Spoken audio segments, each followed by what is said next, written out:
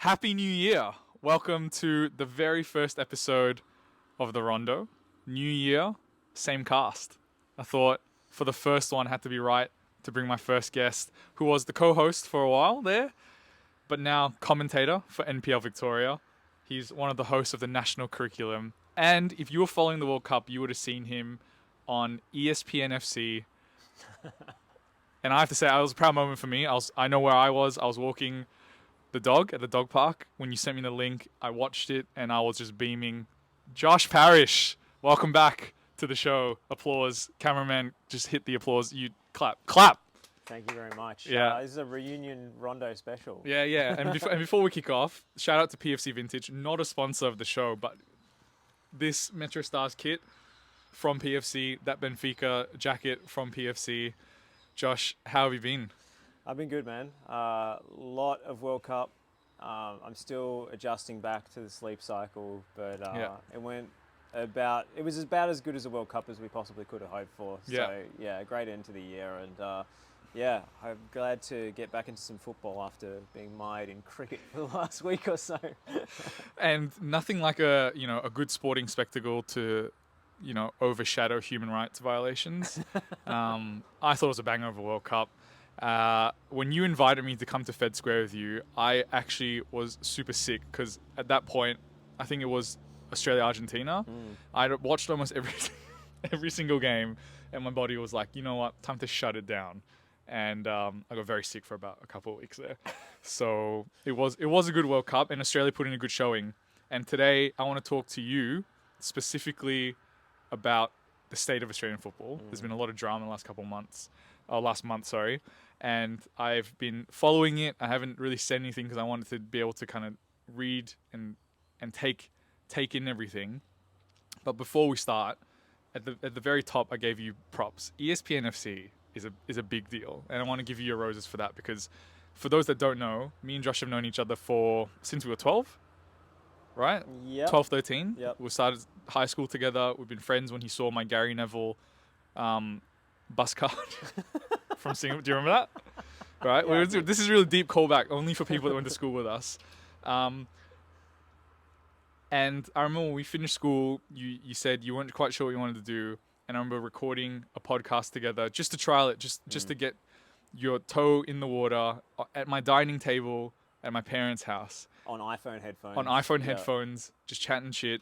And man, I was really pleased for you. ESPN FC, that would have been massive. It was a lot of fun, actually, and it was great because the two hosts of it, one of the hosts is Peruvian, so we had a bit of banter about the penalty shootout and Andrew Redmayne and the dancing goalkeeper, and Australia put in a really good showing. It was they exceeded my expectations for sure, and they did the nation proud, and we were riding such a high after the World Cup, and then to see almost all of that positive momentum and goodwill undone with one throw of a bucket is pretty heartbreaking, to be honest, because for a while there we're thinking, how do we capitalize on this? How do we kick on from here? How do we take this wave of football mania that swept the country with all the live sites? Everyone wants to be a part of it and transfer it to the A-League, transfer it to the domestic football.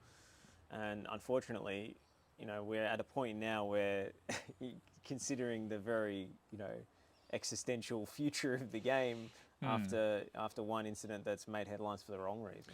Yeah, and I wanted to talk to you because you've known me a long time. I didn't grow up in Australia, so I've been labelled a Euro snob, now and again. And that's not why you've been labelled a Euro snob. You know what? And which one's that's my camera? Is because I am, right? Do you know what I'm saying? Is because I am, and that's okay. That's okay. I'll wear that proudly. But one thing that's happened in the last 4 weeks, got a bit of coverage. The controversial decision to award Sydney the next 3 seasons, the men's and women's final, rather than how it's normally been structured, which is the highest placed team gets a home final, has caused a lot of controversy, a lot of drama, and I want to touch on that. And that's culminated in, obviously, the whole bucket incident at the Melbourne Derby. But for me, I want to go over the details of that deal real quickly, just so we can top it off for people so they understand where we're coming from. So it's the APL, the Australian Professionals League, and you can, because Josh will know better than me, which is why I have you here, right? and they've done a deal with, was it Visit New South Wales Destination New South Wales. But Destination. Yeah, I was Tourism close. Board of New South Wales. Yep. To host the finals for the men's and women's game in Sydney for the next 3 years in a deal worth around 15 to 20 million, depending on what you read. My mail is it's 12 million over 3 seasons. Yeah. It's 12 mil over. Okay. Yeah. Different figures have been bandied about. Yep. But my understanding is that it's 12 million over 3 years.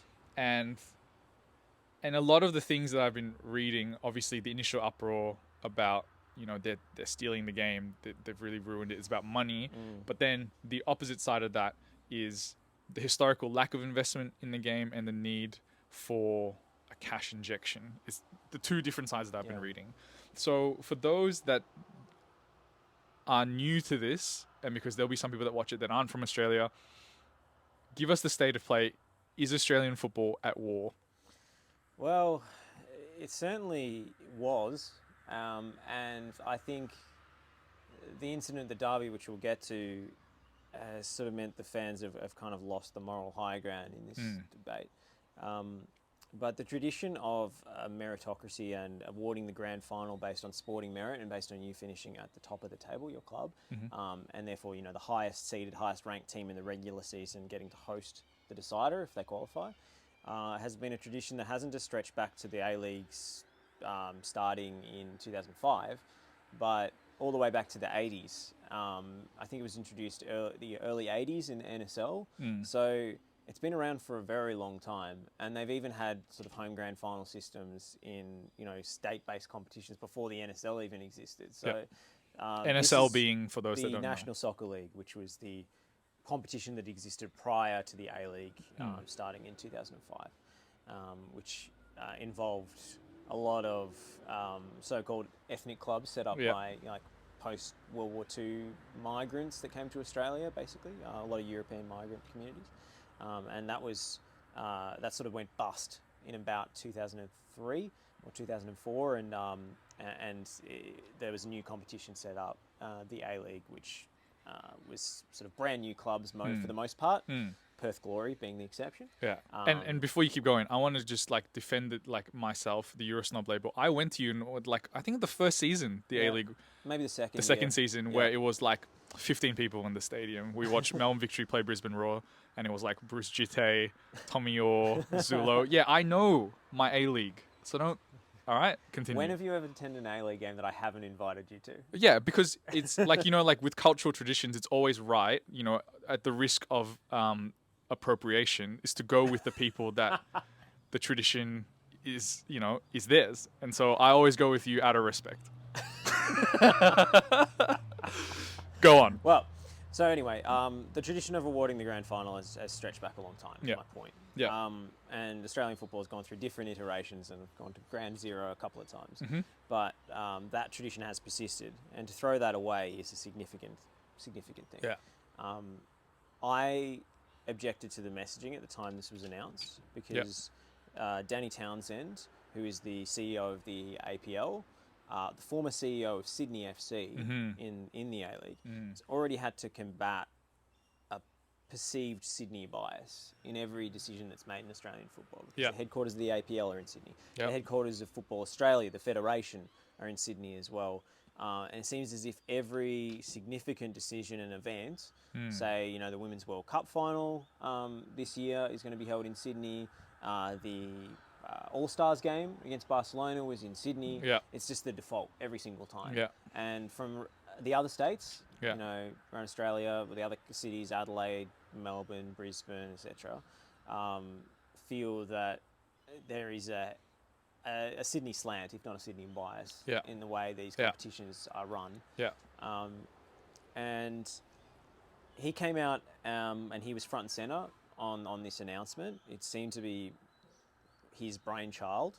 I'm not sure if that's true. I think some of the club owners, which is important to note that the league is now run by the clubs. It's no longer run by the federation. There was a split a couple of years ago, and now the clubs fully run their own league. Yeah. So he's sort of the front man for a decision that's been made by some of the owners. Yeah.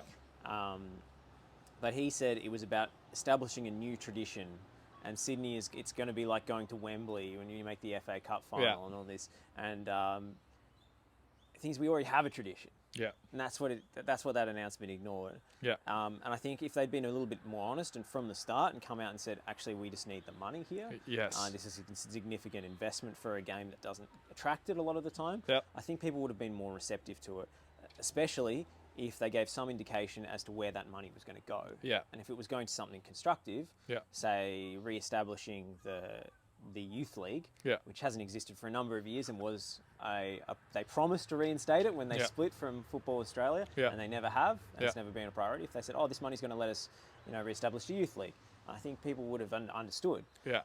But instead, they came out with a lot of marketing spin, and people saw through it immediately, and it provoked a huge negative backlash, fan boycotts, and we got to the situation that we're in now. Yeah. And so I have a quote here from him that I want you to talk us through. Making easy decisions loses you money. Making hard decisions makes you money. You've got to stay the course. Well, I mean, that seems like a lot of LinkedIn nonsense to me.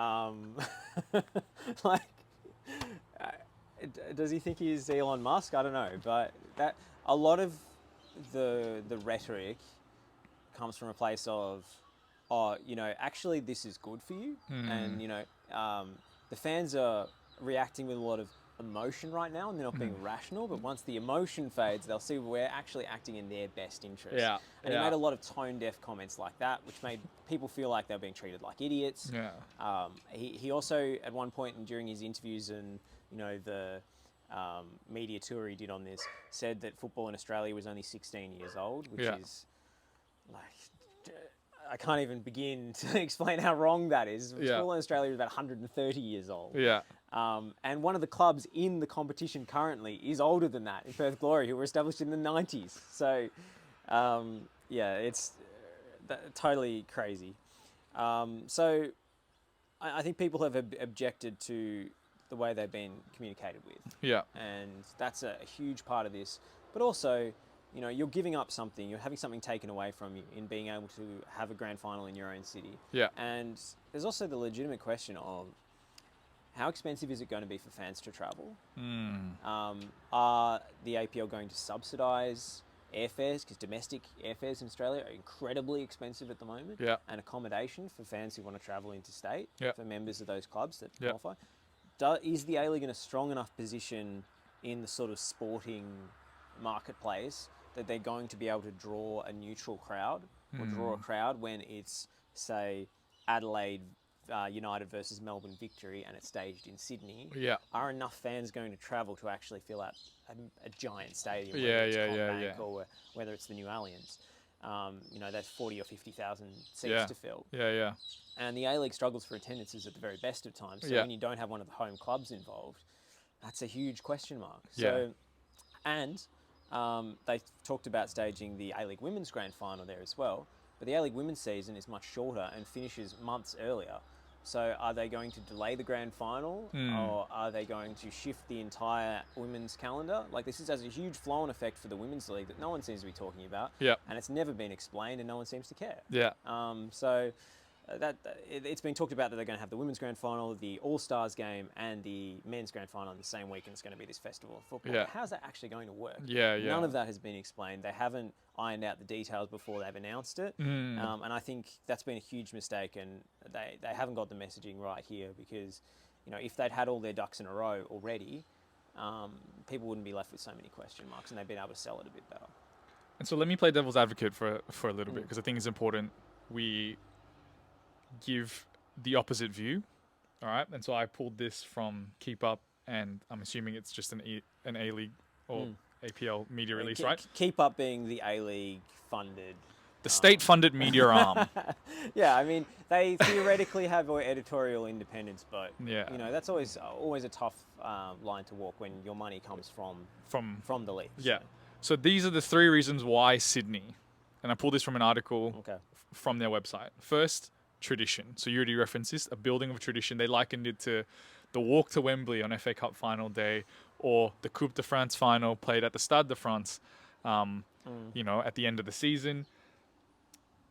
The second one is time to plan. So the argument being that, like, the way that the finals were awarded previously, you only had a few days before you knew whether like the final was going to be hosted, depending on who won their games, and time to plan on at an organizational level, so you can build out that festival of football, but also time to plan in their argument for fans is like, if you know it's going to be in Sydney, you can plan in advance to go. But even though you don't know your team is going to qualify, 100%, 100%. It's just hey, don't throw the metaphorical bucket at me. How can fans plan if they don't know? Right, don't throw the bucket. I'm just reading you right. And then the last reason why Sydney is because it gives them an opportunity for a week-long extravaganza. Now look down your that's your camera, and with those 3 reasons in mind, why is that not good enough? Well, I did hear one of Keep Up's editors on one of their podcasts liken it to the playoff final in England. But the reason the playoff final is so great, Wembley, is because they have promotion and relegation, which is something we don't have in Australia. That's why it's so special. Also, England you can get everywhere on trains, and like how many times would the entirety of the UK fit into New South Wales? About 5 or 6 times. Yep. So the travel distances are a lot shorter. So it's a lot more practical for people to head down to London for one game. They could head back the same day. Yeah. You can't really do that. Yeah. You never driven from Perth to Sydney before? No, I can't say I have, and I can't say I plan to. Cut across the Nullarbor, baby. Let's go. Luckily for them, Perth are terrible at the moment, unlikely to make a grand final. Also, in terms of establishing tradition, there's some crossed wires here because Danny Townsend was asked if other states were given the chance to bid for the rights, and he was very wishy-washy on that. Yep. The answer is no. Yep. Victoria came out and said they weren't given the opportunity. So, if Townsend was in like a private sector role, I think you'd be fired immediately. This is terrible business. You have to go to market. You have to get competing offers to see if 12 million is the best you can get, or however much it is. Yeah. And he said he hopes in future that other states will bid for the right to host it. But if other states are bidding for the right to host it, how does that establish tradition? So there's a lot of contradictions here, I think. And I think one practical consideration that they haven't explained properly is that to book Amy Park, or to book Hindmarsh, or to book Combank Stadium a week's notice, a week's out, in terms of knowing which team has made the final, is extremely expensive and extremely difficult. And so the fact that they can book the stadium, 3 years out or a year out is useful for the APL in terms of their planning and their budget. But the fans don't care about that. Yeah. The fans don't care. Yeah. That's not their business. They're not, part of the ops team for the A-League. So that's. I guess they can argue that it's going to be built up more like an event, more like it's a tennis tournament or the F1 Grand Prix or something. But are fans from interstate going to stay a full week in Sydney? No, I wouldn't. I don't even want to be in Sydney for a day. You're going to stay one night. No offense. So this is really for people who already live in Sydney. Yeah. And interesting that you emphasized a couple of times there the fact that the fans don't care about that element, the operational element of how this pulls off, which brings it to that culmination, the boiling point of the Melbourne Derby, where if you'd seen the footage of like the flares going on the pitch, Tom Glover throwing it back, the fans invade the pitch. Tom Glover obviously gets caught up in that melee, if you will. Someone throws a bucket of sand, hits him and ref Alex King. Alex King. And a lot of people felt that was the point where the fans had lost, like you mentioned at the top, the moral high ground of the conversation, of the dialogue. Yeah. That was the point at which the APL basically battened down the hatches. Because I felt during that week there was a big backlash. I think bigger than they expected. There were plans from supporter groups across the country to walk out at the 20-minute mark of all the games as a show of opposition, because if you've already bought a membership, not turning up to the game, it doesn't really hit their hip pocket because you've already paid. Yeah. So I guess the walkout was showing how many fans are, there for the start of the game, but then in opposition to the move. Yeah. And that was, as we're led to believe, the plan from OSM, which is the Melbourne Victory Active supporter group. They plan to walk out. That was certainly what they posted on their social media. Mm-hmm. Even if, you know, the Herald Sun is now doing deep dives into Instagram comments and pulling like random people saying we should invade the pitch or whatever. I don't think that was planned in advance. It was clearly a very aggressive atmosphere. I think we were keen to sweep any of that kind of antisocial behaviour that we saw at the live sites during the World Cup under the rug, because it was this wave of kind of positivity. Yeah. But there was also a lot of flares thrown at those events as well. Yeah. And there were like fireworks and illegal firecrackers going off. Yeah, and, yeah. You know, there was drunkenness and bottles being broken and everywhere. Yeah. But because it's sort of in a public venue and, you know, it's just a random crowd, you know, people don't really draw those two things together. But I think that sort of raucous and slightly untamed atmosphere that we saw at Fed Square, it was great and I had a great time when I was there. I can see how certain people might have been emboldened by that environment of anonymity to come then to Amy Park and, for lack of a better word, you know, tear shit up, essentially. Yeah. Is that a direct quote from the Instagram comments? Or? Yeah. The thing that happened with Glover is an interesting one, because I think if he had his time over, he wouldn't do what he did. Which was throw the flares back in their direction. Yes, and one of them did end up in the front couple of rows of the stand. Yeah. Of course, they were thrown at him in the first place. Yes. So, you know, you have to, and obviously, you know, in those sorts of situations, we don't always act, you know, how we'd like to in that respect. If you throw a flare at me, best know that it's coming back your way. Exactly. But I do remember like a similar incident in the Premier League. I think it was Didier Drogba threw a coin that was thrown at him back into the crowd. He got quite a long suspension. So Tom Glover's escaped without punishment for this. Yeah. I suspect that he did not intend for the second flare to end up in the crowd. I think it was just a slightly careless toss. He meant to throw it over the advertising hoardings in the space between, and he put a bit too much on it. Yeah. And, you know, Tom Glover's distribution has never been his strong point as a goalkeeper. So, you know, you can understand why. Yeah. If it was FIFA, he held X too long. Yes. He's always been a good shot stopper, but, you know. Distribution has been an issue for him. But I'm being facetious, of course. Quote that. They were, and by they I mean the guys in the front row of OSM, were looking for an excuse to kick off. Yeah. That's quite clear. And in Glover, they found one, and they ran on the pitch, and what we saw was absolutely disgraceful. But in my eyes, I'm not... I mean, it was shocking to see happen in an A-League game, but having seen how some of these same people have behaved at Melbourne Victory's NPL games in the past, when there is a little bit less security, there is a little bit less scrutiny, I'm not tremendously surprised. I think a lot of people use the kind of veil of football as an excuse to basically be violent and unruly. Yeah. They use it as cover. And we've seen that around the world, right? Yes, like, I mean, it's absolutely. hooliganism. And a lot of this stuff is actually copying the behaviour they see.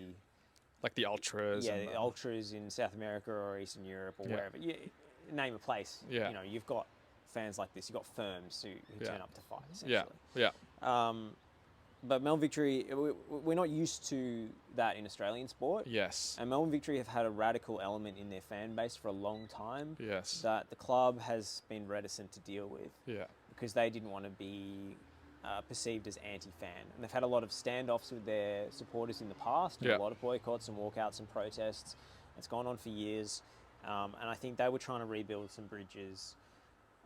But it's clear to me that the terrorist leadership is pretty much null and void at this point, because you have to be able to get on the megaphone and get everyone to listen to the capo. Yeah. Otherwise, you are not leaders of the terrorists. Yeah.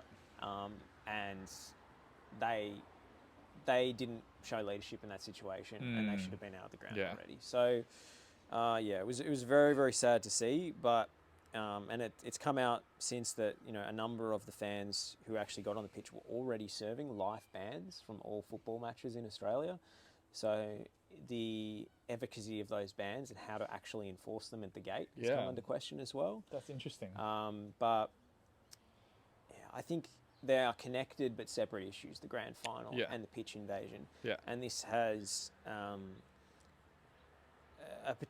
there's a particular element to this, which is the specific fan subculture of one group in the Melbourne Victory Northern Terrace that has gone.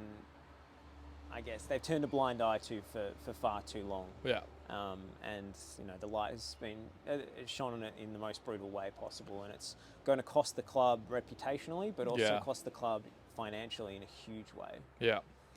Yeah, look, and I don't want to talk about this more than we have to. I think it's an important flashpoint, but like you said, the two aren't really that intricately kind of interwoven. I mean, I hate it that I use two words that started with int as a writer. That really annoys me.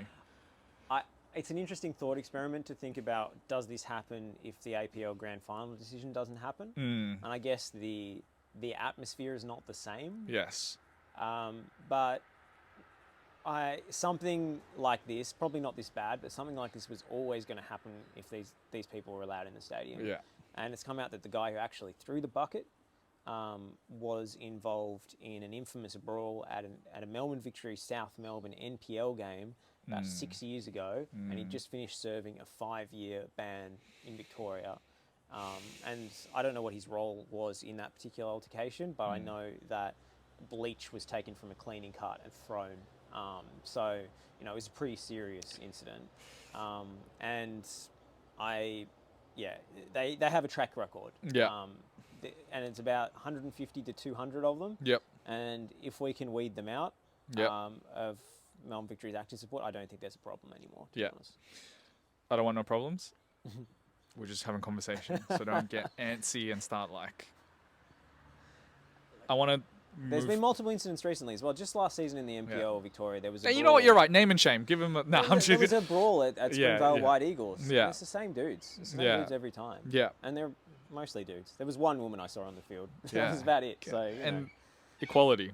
Am I right? So I want to move back to the grand final decision, because I think the whole conversation has come around to this, and everything that I've read is this conversation around the financial future and the sustainability of the game in Australia, and tradition and the nexus that comes with that. And people have commented that building it out in a similar way to how the more popular sports in the country are structured, like AFL and NRL. Does the game need to mimic these frameworks in order for it to grow, I guess, is the next question. I don't think Australian football... And actually, can I reword that? Yeah. Does it need to adapt to the culture of the country? Football, but with Australian characteristics. Yeah. I mean, the way that the Socceroos were described as like battlers and brothers in arms and but that's not a style of football. No. Those are just adjectives describing people's effort. And so, does the way that it needs to be packaged, sold, and portrayed to a neutral audience? People like you and me love the game, and I joked about the game that we went to together as kids, where I was 15 people. I loved it. Don't get me wrong. I thought, for me to be able to go to a game and watch players do their thing on the pitch, I thought I had so much fun. But I guess my question is, to attract a neutral audience, a new audience, fresh eyes, does it have to be packaged in a way that they can understand it? I think we've been trying to appear, and I say we, because I'm part of the Australian football, whatever this community is, have been trying to appeal to a fan that doesn't actually exist or is not interested in football. We've been trying to get the big bash fan, the casual fan, the family ticket, trying to convert AFL and NRL fans. I don't think it works. I think Australian football is not competing with those sports. I think they're actually competing with the Premier League and competing or trying to complement the Premier League, essentially. I say other leagues around the world, people follow them, but if you actually ask people at Optus who run a lot of these stuff, Premier League's the only one that actually rates in terms of live viewership. People will watch Real Madrid and Barcelona games, but no one's watching Leganés versus Osasuna. Not even the Euro snobs like you. You're not watching those games. Hey, look at me. So the cachet that Australian football has is not the general sports fan. It is the people who actually play the sport. Yes. and are involved in the sport or play FIFA or play futsal, you know, Australian football has the highest participation base of any sporting code in the country. Yeah. Any team sport anyway. So those are the people you're trying to appeal to. Yeah. And I think in order to appeal to them, you actually have to be more like Europe. You don't have to be more like Australian sports. And so when you say more like Europe, what does that practically entail? Well, it's hard to try to come here and advocate for like a better, you know, active support culture when you've just seen what we've seen. Yeah. But I do think the atmosphere is vitally important, and I hope it's not completely squashed by security and stuff now, because there's going to be a big reaction. And, I personally believe this problem is isolated to one group of supporters. Maybe I'm naive in that, but that's what I believe. I think promotion and relegation is absolutely integral, and they need a path towards that as soon as possible.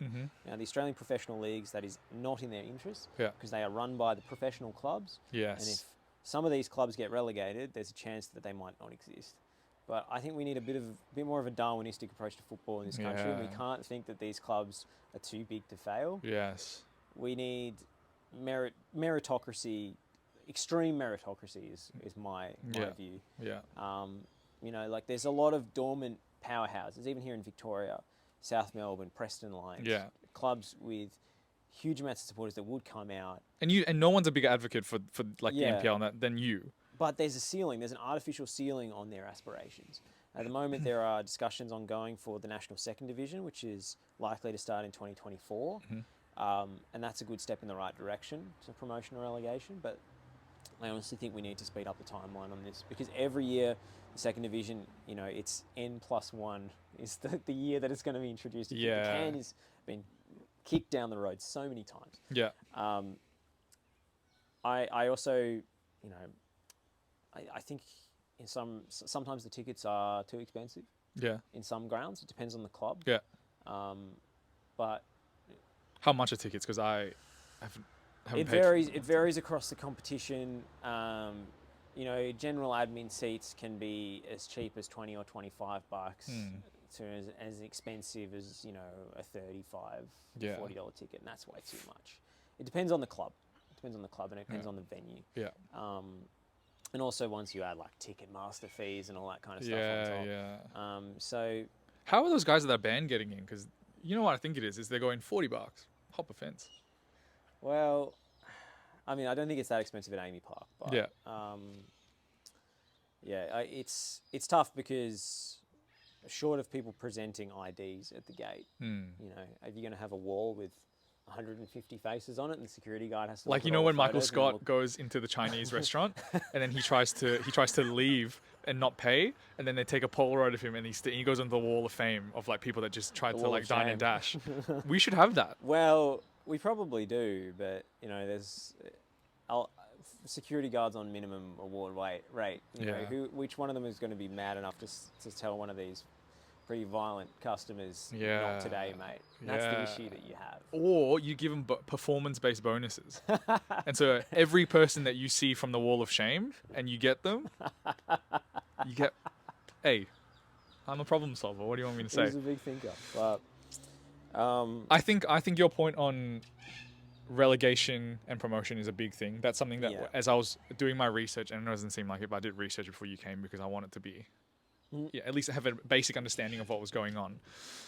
I think when the meritocracy gets removed from the game, a certain group of people feel like they can own it, which is something that I clocked while I was researching, which is like, even though in my head when I first started reading, I was like, the clubs own, like, you know, they're on the board, they look after the league and stuff, and I'm like, that kind of makes sense.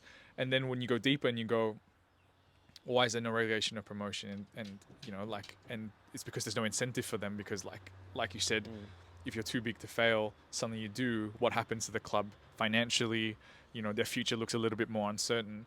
The good thing is that when the leagues separated, Football Australia retained what's called a golden share, which gives them final say on certain issues. Yeah. And promotion and relegation is one of them, because if the A-leagues and the clubs had the final say on Pro-Rel, it would never happen, Yeah. ever. So that's one area where it can be foisted upon them. Yeah. The APL needs an independent executive, Yeah. an independent board. I don't think it's appropriate for certain clubs to be wielding that much power, because Yeah. not all of the clubs are actually on the executive. Well, I know as consultants. Adelaide's not.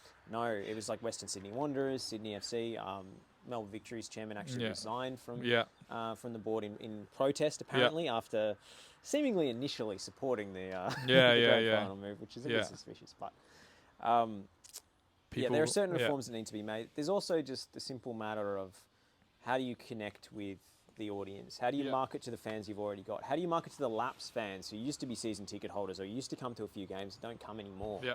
How do you get those people back on board? Yeah. And there's a whole lot of things that go into that. There's media, there's social media, there's, players being used more as, I guess, personalities and being willing to put themselves out there in a way, rather than being media trained to within an inch of their lives and giving boring answers all the time. And we saw Craig Goodwin come out and say that he was against it, opposed to it a few times. And he's a very popular figure and someone who's used his voice recently. But also, I think some of the clubs behave as if the media is out to get them or something, whereas really they should be grasping at any coverage they can possibly get their hands on. Yeah. And there are some coaches that understand this is all a bit of theatre, and there are some coaches that don't and will basically stonewall you at every opportunity. And have you had experience with that, obviously being in the space? Absolutely. Some coaches are really media friendly, like John Aloisi is a great one. He's like he'll respond very, very openly, very generously to stuff. Marco Redan from Western Sydney Wanderers is kind of a polarising figure, but he understands that, we're actually in the entertainment business. Yeah. And he'll come out with a kind of hot take here and there and generate a few headlines. Yeah. And that's part of what is actually great about the Premier League. Yeah. It's not just the great players, but the managers that you have and the personalities that you have clashing all the time and sniping off at each other in press conferences drives the media cycle for the entire week. We need a little bit more of that as well. Respect.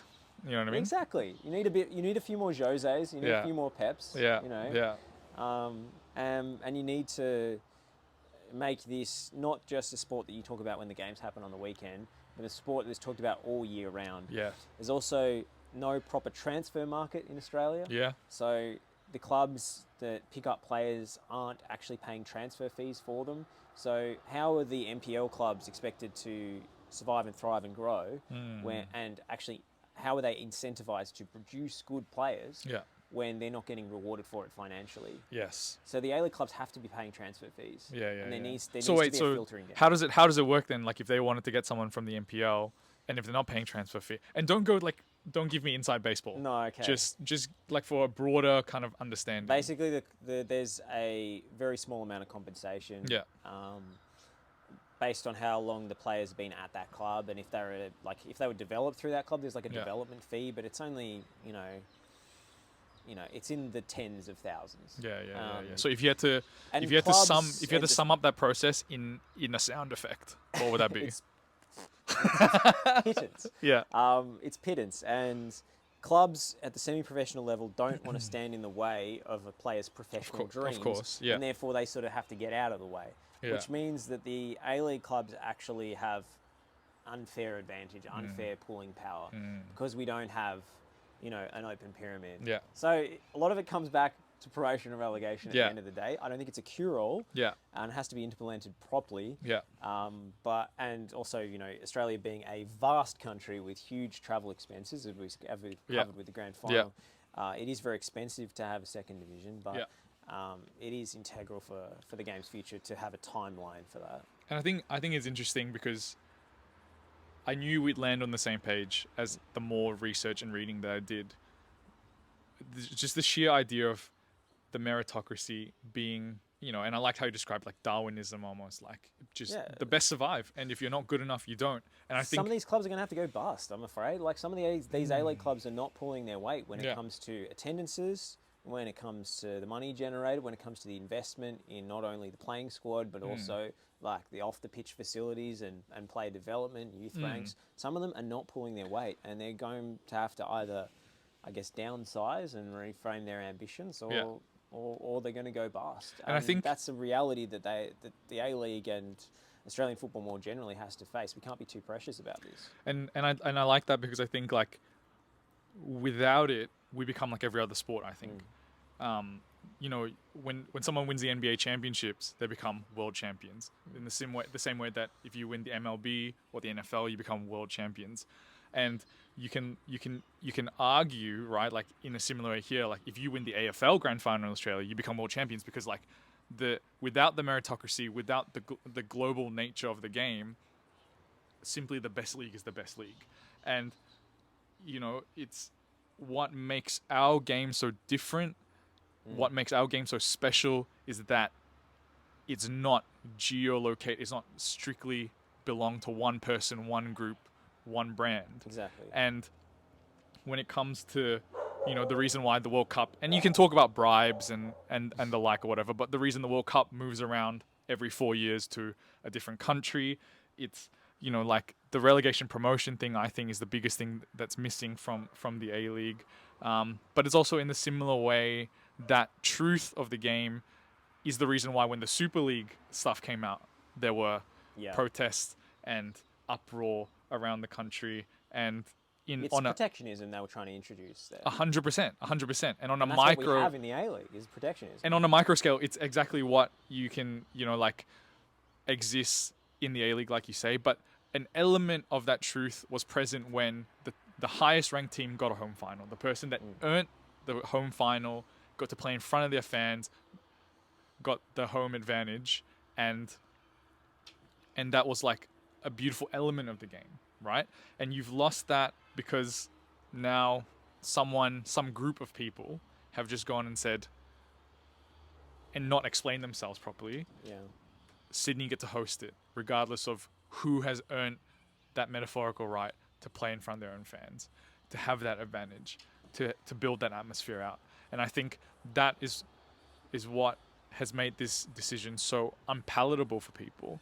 And one of the last bastions of sporting merit in the A-League. 100%. Which is a salary-capped competition, let's not forget. Yeah, and it's this idea, like, I think it boils down to this idea, like, no one owns the game, right?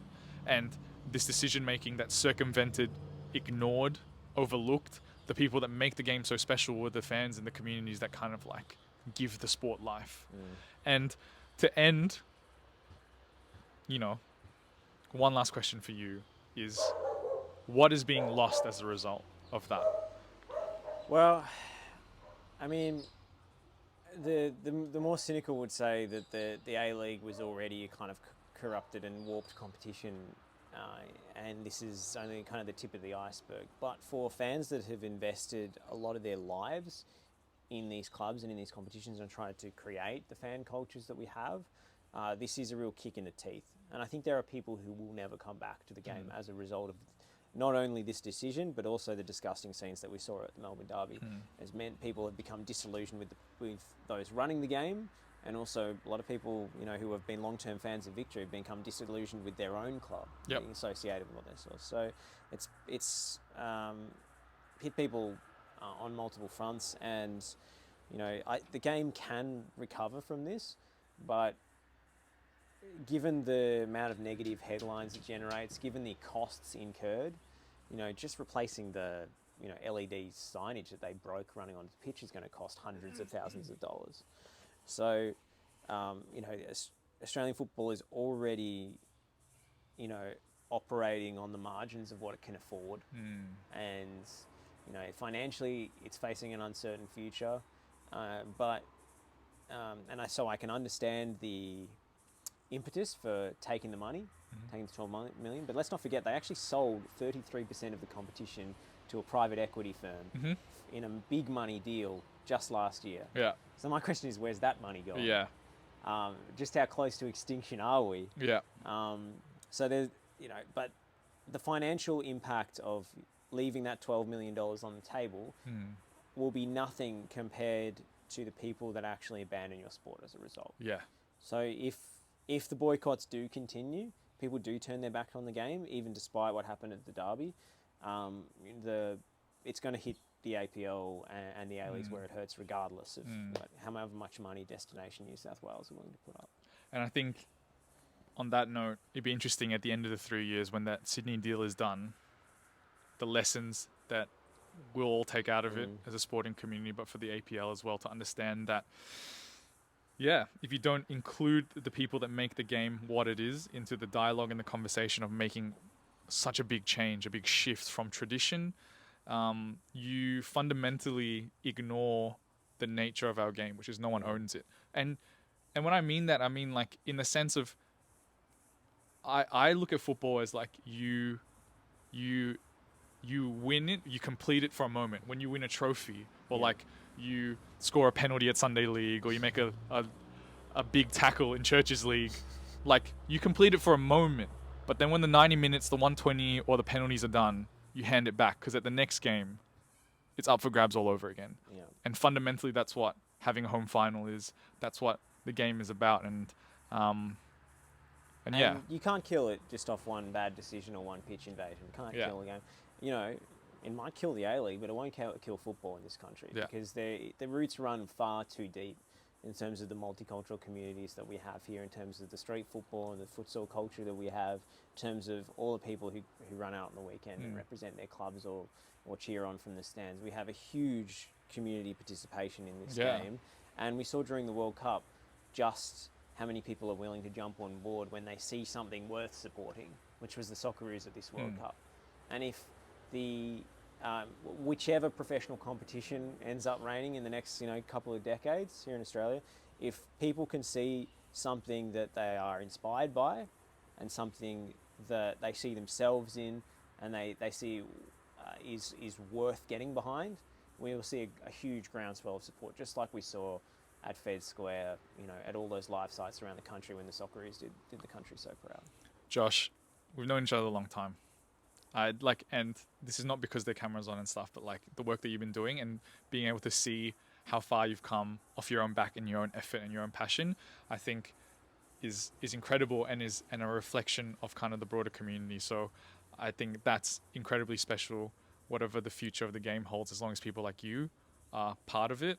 Like people like me just like talk shit all the time. Like that's probably not as important, but like people like you that like I talk plenty of shit, don't worry. Yeah.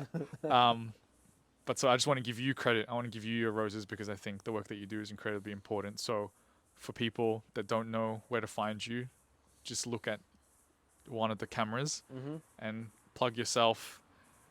Let them know where they can find more of you and your stories. Well, I'm on Twitter at Josh Parish _. Still haven't got that handle, but I'm still gunning for it.